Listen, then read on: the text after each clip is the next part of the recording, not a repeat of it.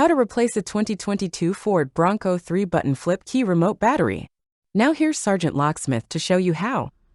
Alright, let's go ahead and change the battery out on our 3-button flip key remote here. For this task you will need a flat tip screwdriver, so let's get started. First, let's open it up.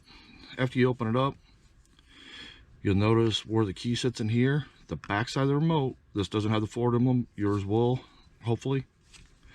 If you look right in here, there's a little indentation. Push that and you should twist a little and she'll pop out. Once she does that, lift it open. You'll notice right here, the battery needs to be pushed that way, so let's go ahead and push it and lift up. Battery came out. It's a CR2032 battery. Now when you reinstall it, positive side up, put it towards that lip again, push in, push down, take your backing on there,